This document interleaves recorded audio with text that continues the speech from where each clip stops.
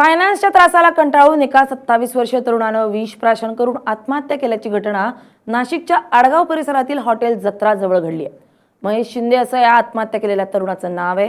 महेश शिंदे हा मूळ नांदगाव तालुक्यातील शिंगवे गावचे रहिवासी असून तो 8 वर्षांपासून हॉटेल जत्रा परिसरात वास्तव्यास होता। महेश हा ट्रॅव्हल व्यवसाय करत होता। त्यानं काही वर्षांपूर्वी एका फायनान्स कंपनीकडून कर्ज घेतलं होतं।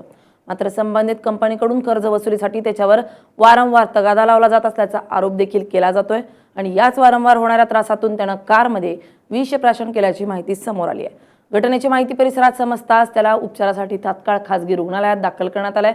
मात्र वैद्यकीय अधिकाऱ्यांनी त्याला मृत घोषित केलंय। धक्कादायक बाब म्हणजे काही दिवसांपूर्वी फायनान्स कंपनीने त्याची कार देखील ताब्यात घेतली होती आणि याच निराशेतून महेश यानं आत्महत्या केल्याचा दावा केला जातोय।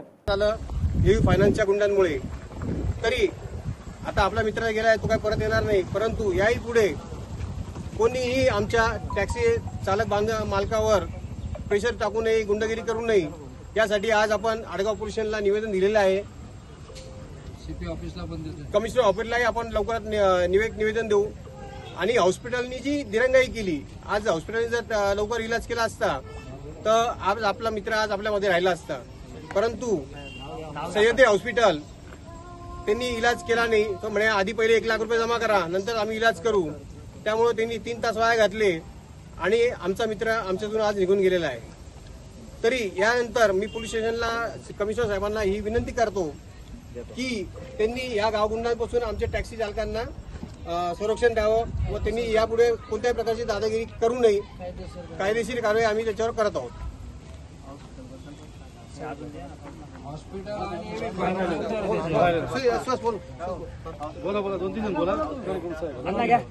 आज आपल्यातून महेश निघून गेला।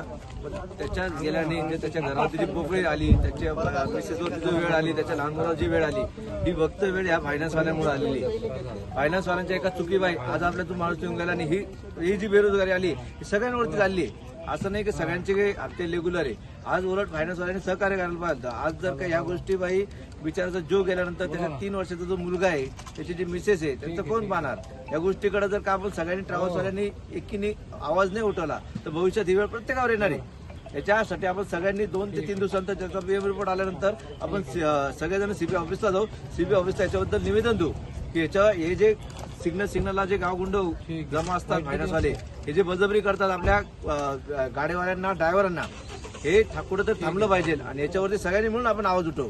नक्की त्याच्यातून काहीतरी चांगलं फळ भेटल आणि याच्यावरती जो अन्याय होणार आहे त्याच्यातून कुठेतरी आपल्याला सहकार्य वाटेल।